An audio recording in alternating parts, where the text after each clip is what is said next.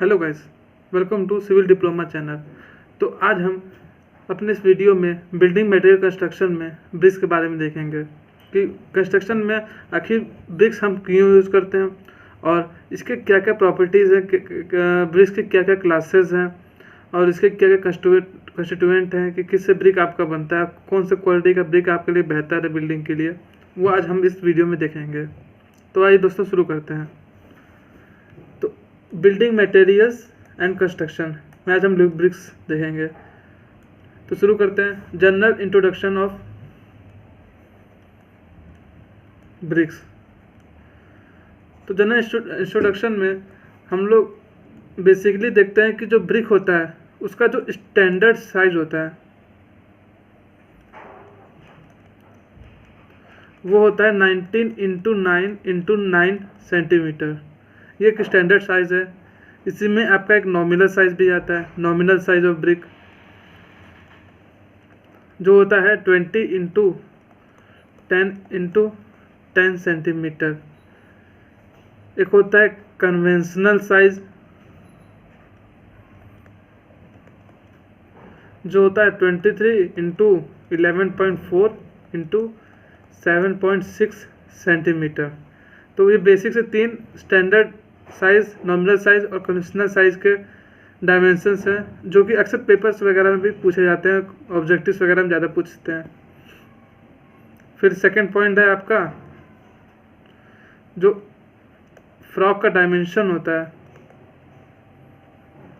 Frog मतलब समझते होंगे कि जो आपका ये ब्रिक है उसके जस्ट ऊपर देखेंगे कि ऐसा एक छोटा सा स्क्वायर का डायमेंशन, एक डिप्रेशन रहता है और इस पर जो भी ईंट का कंपनी लिखा रहता है, जैसे कि मान लीजिए INT हो गया इंडिया, तो वहाँ पे कंपनी का नाम छपा रहता है और एक डिप्रेशन होता है। ये बेसिकली आपका की जॉइंट के लिए यूज़ करते हैं ताकि जो सीमेंट और ईंट के बीच में एक अच्छा पकड़ बन सके, इसलिए हम लोग ये डिप्रेशन प्रोवाइड कराते हैं। तो जो इसका फ्रॉग का डायमेंशन है IS कोड के अनुसार 10x4x1 सेंटीमीटर, और जो वेट है 1 मीटर क्यूब ब्रिक का वो 1800 kg के आसपास होना चाहिए। अगर इससे कम है तो आपका जो ब्रिक है वो अच्छी क्वालिटी का नहीं है। और वही डेंसिटी की बात करें तो इसका डेंसिटी आपका 1700 to 1900 kg पर मीटर क्यूब होना चाहिए। अगर 1 मीटर क्यूब है तो 1800 है, ये आपका ऑन एवरेज हो गया।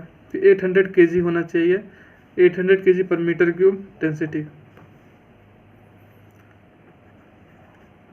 अगर हम 1 मीटर क्यूब में नंबर ऑफ ब्रिक्स की बात करें, यानी कि 1 metre cube number of bricks है आपका 500 ब्रिक्स होते हैं 1 मीटर क्यूब में। ठीक है, अब नेक्स्ट पॉइंट पे आते हैं, uses of brick in place of stone. तो हम लोग स्टोन के प्लेस पे ब्रिक आखिर क्यों यूज़ करते हैं? तो सबसे पहला रीज़न है आपका brick resist more fire in place of stone, यानी कि स्टोन की तुलना में जो आपका ब्रिक होता है वो अच्छा फायर रेजिस्टेंट है। Second, it is easy to construct an opening. कोई भी ओपनिंग वगैरह है तो आप इजीली कंस्ट्रक्ट कर सकते हैं, कोई आपको हैवी इंस्ट्रूमेंट नहीं चाहिए होगा।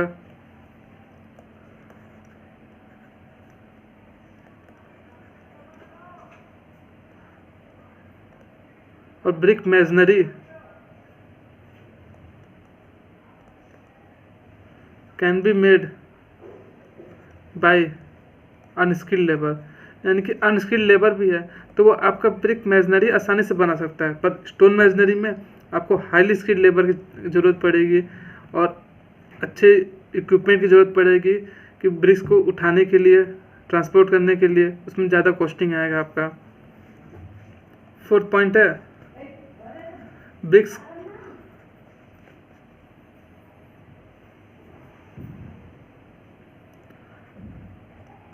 has bricks wall has thickness 100 to 200 mm, whereas stone masonry wall requires minimum thickness of 350 mm। जहाँ पे आपका स्पेस का रिक्वायरमेंट चाहिए वहाँ पे आप ब्रिक मैसनरी का ज़्यादा यूज़ करेंगे, क्योंकि स्टोन मैसनरी है उसका रिक्वायरमेंट ही है 350 mm। अगर उससे कम ब्रिक स्टोन मैसनरी आप बनाएंगे तो आपका जो वॉल है वो फेल कर सकता है। तो वहीं ब्रिक मैसनरी आपका कम स्पेस लेगा, तो आपका जो घर है वो अच्छे स्पेस में बन पाएगा, ज़्यादा स्पेस मिलेगा। अब नेक्स्ट पॉइंट हमारा क्लासिफिकेशन ऑफ ब्रिक्स। तो देखा जाए तो जो आपका ब्रिक है वो 3 क्लास में डिवाइड किया गया है, ठीक है। जो फर्स्ट क्लास ब्रिक है और एक है second class and third class. तो जो फर्स्ट क्लास ब्रिक है उसमें आपका जो कंप्रेसिव स्ट्रेंथ है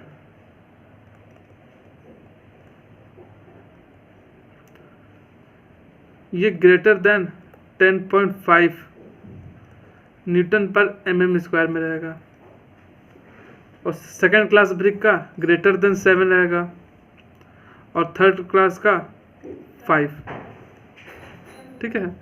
तो जो फर्स्ट क्लास का ब्रिक है वो अच्छा आपको कंप्रेसिव स्ट्रेंथ देगा और ये बिल्डिंग के लिए आपके अच्छा रहेगा।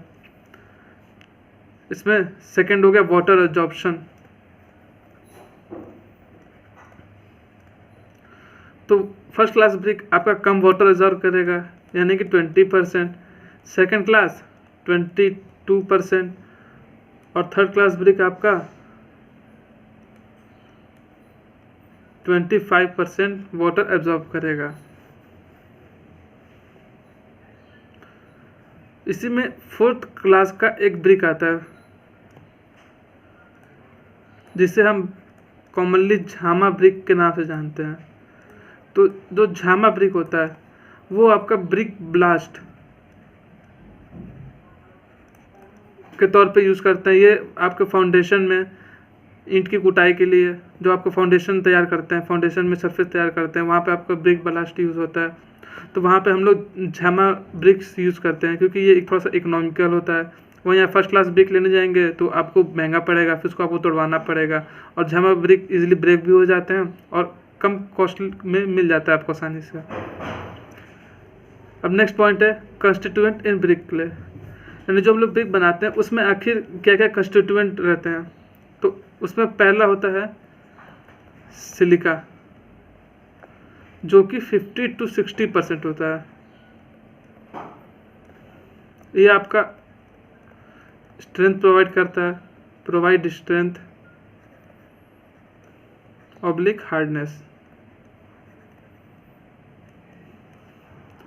सेकेंड है एलुमिना। तो एलुमिना आपका 20 to 30% होता है।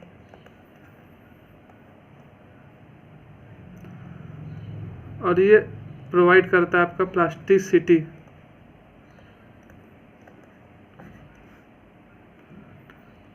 थर्ड है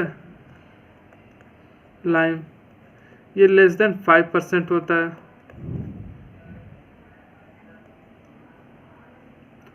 और ये कॉज करता है सिलिका को फ्यूज करने में।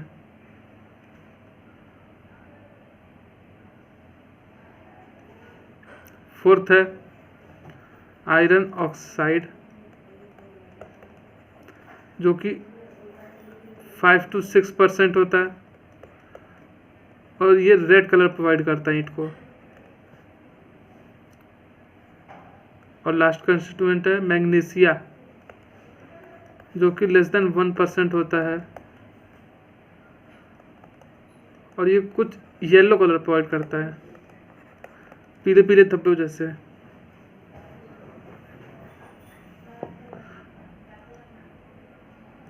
अब इसके बाद नेक्स्ट पॉइंट आता है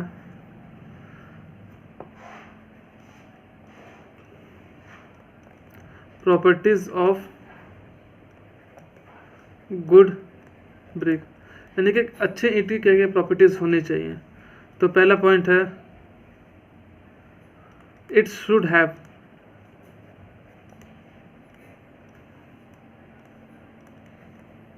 uniform shape, parallel sides and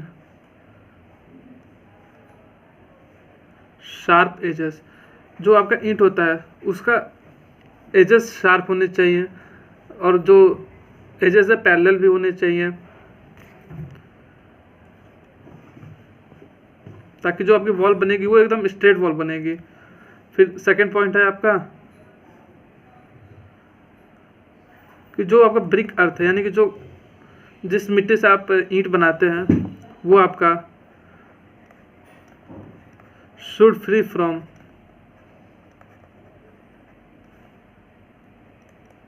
stones, organic matter. ठीक है। अब थर्ड पॉइंट है हम लोग का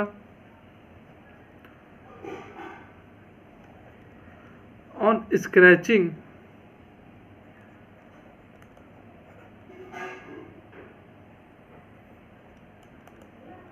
no impression should be made. अगर आप एक कील से ईंट को स्क्रैच करेंगे तो उसके ऊपर कोई भी स्क्रैच नहीं बनना चाहिए।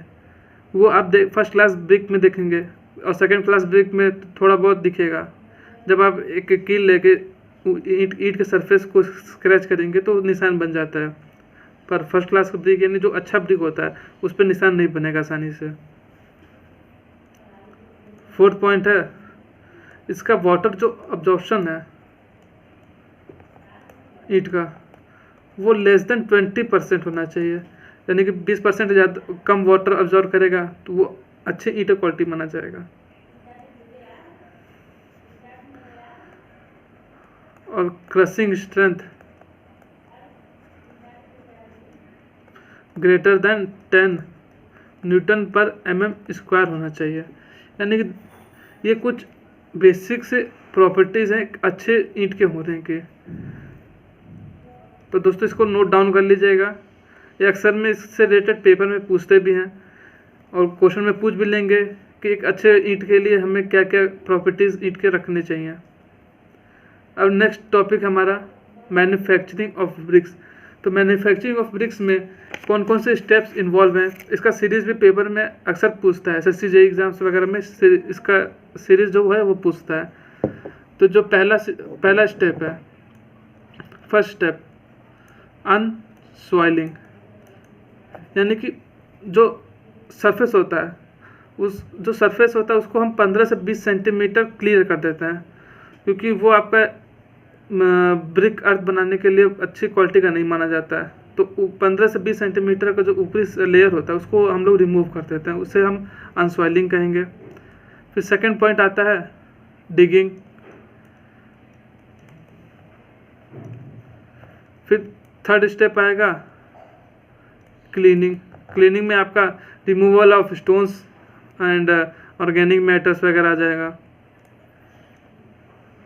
फिर वेदरिंग आ गया, यानी सुखाना बढ़िया से उसको। फिर ब्लेंडिंग आ गया, गूथना। फिर टेम्परिंग आ गया, टेम्परिंग के बाद मोल्डिंग आ गया, यानी इसको एक बढ़िया ढांचा प्रोवाइड करना। जो ईंट का जो मोल्ड होता है उसको ईंट के रूप में प्रोवाइड करते हैं, उसे हम मोल्डिंग बोलते हैं। फिर नेक्स्ट प्रोसेस है ड्राइंग। तो जब हम ईंट को मोल्ड कर लेते हैं तो हम लोग उसको बाहर सुखाने के लिए छोड़ देते हैं, वो नेचुरली आपका ड्राइंग होता है सन के रेज के प्रेजेंस में। फिर ड्राइंग के बाद बर्निंग प्रोसेस होता है जो ईंट भट्टों में भेज दिया जाता है। तो बर्निंग प्रोसेस में भी जो आपका भट्टी होता है वो आपका 2 टाइप्स का आते हैं। एक हो गया इंटरमिटेंट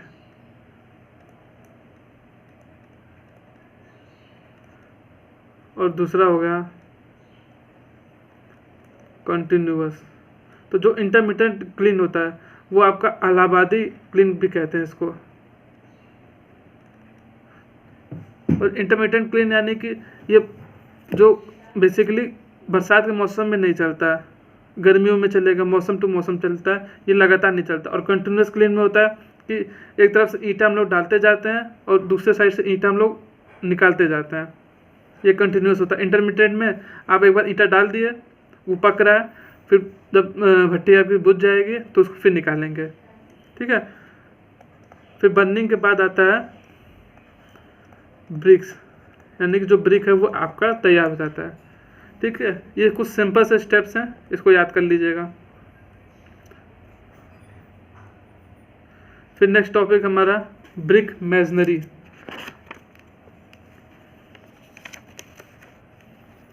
ब्रिक मेजनरी से भी पहले हम टॉपिक देख लेते हैं, डिफेक्ट्स ऑफ ब्रिक।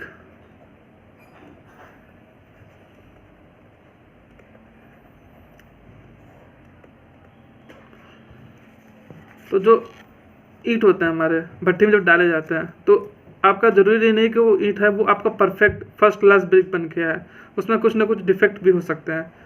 तो उसमें पहला आपका एक डिफेक्ट आता है ओवर बर्निंग।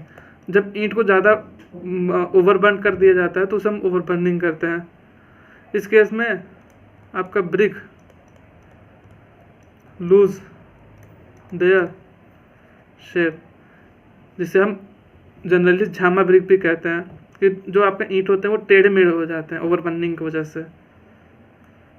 फिर सेकंड है आपका efflorescence.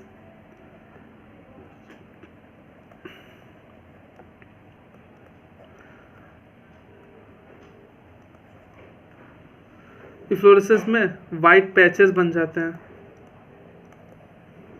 White patches are made on surface, ठीक है।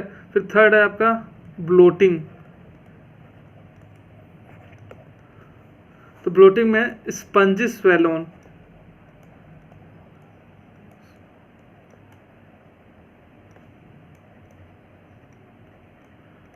यानी जो ईंट होता है ईंट के ऊपर स्पंजी स्वेलो मतलब थोड़ा सा फूल जाता है, वैसा कुछ बन जाता है, उसे हम ब्लोटिंग कहते हैं। इसके बाद आ गया ब्लिस्टर्स।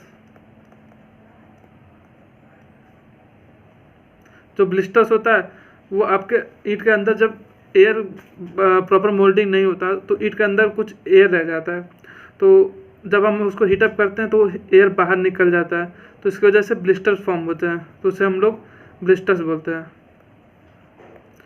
फिर नेक्स्ट है चफ। तो जो चफ्स फॉर्म होते हैं formed due to raining on hot bricks. जो जब हम भट्टी से गरम गरम ईंट निकालते हैं तो अगर उसके ऊपर पानी के बौछारें पड़ती हैं तो वाइट छोटे छोटे गड्ढे जैसे बन जाते हैं, उसे हम लोग चफ्स बोलते हैं, जो कि अक्सर ये रेनी सीजन में हम लोग देखते हैं। और सेकंड केस है अंडर बर्निंग। अंडर बर्निंग समझ रहे होंगे आप, यानी कि प्रॉपरली अच्छे से पका नहीं है ईंट तो उसे हम लोग अंडर बर्निंग कंसीडर करेंगे, और ये कुछ न कुछ आपका ब्राउनिश कलर में आएगा, प्रॉपर रेडिश में नहीं रहेगा, तो इससे आप इसके कलर से देख के समझ जाएंगे कि ये अंडर बर्न क्ले है, अंडर बर्न ब्रिक है, ठीक है। अब हम लोग नेक्स्ट पॉइंट पर अपने आते हैं, ब्रिक मेसनरी। तो ब्रिक मेसनरी में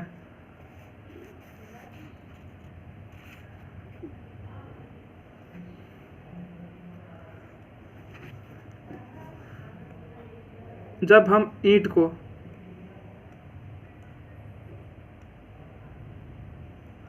कुछ इस भाग में ऐसे काट देते हैं, ठीक है, यानी कि आधा ईंट को खड़े भाग में से काट देते हैं, तो उसे हम क्वीन क्लोजर कंसीडर करेंगे। और जब हम ईंट को उसके 1/4 भाग से काट देंगे तो भी हम इसे क्वीन क्लोजर कहेंगे।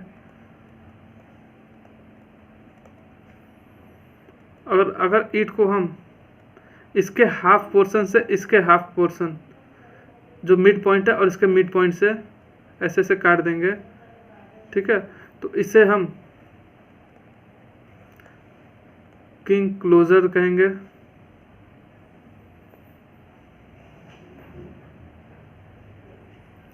और अगर ईंट को हम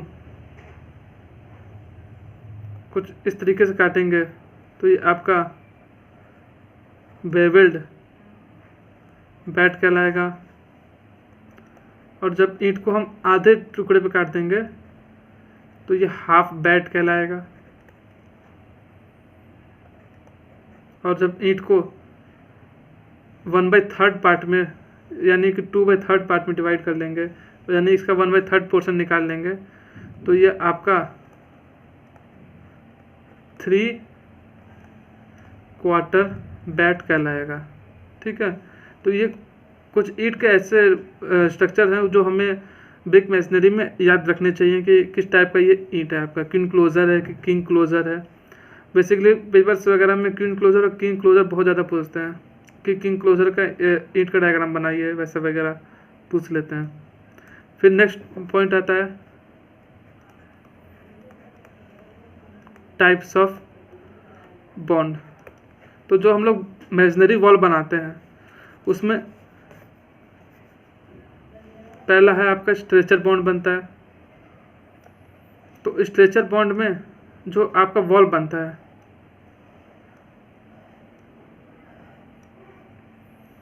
वो कुछ इस तरीके से बनता है।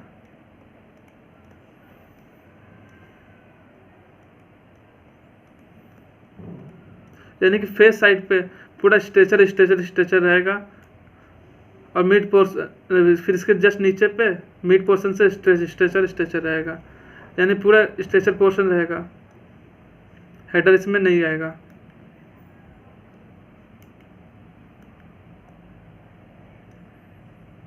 Stretcher same. हेडर बॉन्ड की बात करें तो नाम से जान रहे होंगे कि हेडर बॉन्ड है तो पूरा हेडर रहेगा, हेडर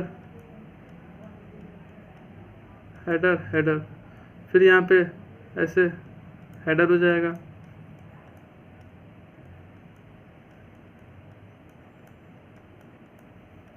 ठीक है। फिर नेक्स्ट टाइप का बॉन्ड है आपका इंग्लिश बॉन्ड। तो जो इंग्लिश बॉन्ड का वॉल है वो कुछ इस तरीके से बनता है। ऊपर स्ट्रेचर हो गया, स्ट्रेचर तो नीचे आपका हेडर हो जाएगा।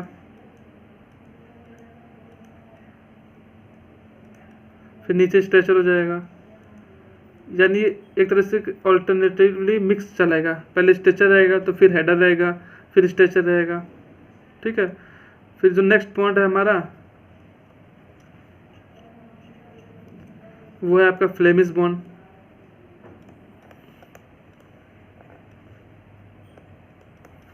तो फ्लेमिश बॉन्ड में जो आपका वॉल बनेगा वो कुछ इस तरीके से बनेगा। Stretcher header, stretcher header, stretcher header, stretcher header, stretcher header, stretcher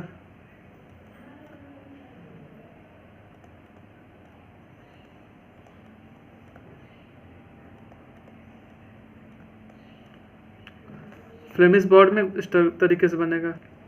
तो ये कुछ 4 प्रकार के जो बॉन्ड है वो देख लीजिएगा आप। एक हो गया stretcher bond, header bond, English bond. तो जो आपका स्ट्रेचर बॉन्ड होता है वो 10 सेंटीमीटर आपका एक पार्टीशन वॉल बनता है, यानी जहाँ आपको पार्टीशन वॉल बनाना है एक ईंट आधे ईंट की दीवार का, वहाँ हम लोग स्ट्रेचर बॉन्ड यूज़ करेंगे। ठीक है दोस्तों, आज के लिए इतना ही रखते हैं। ठीक है, अब अगले वीडियो में हम अपना नया टॉपिक लेके आएंगे। तब तक के लिए चैनल को सब्सक्राइब करें, वीडियो को लाइक एंड शेयर करें। थैंक यू दोस्तों।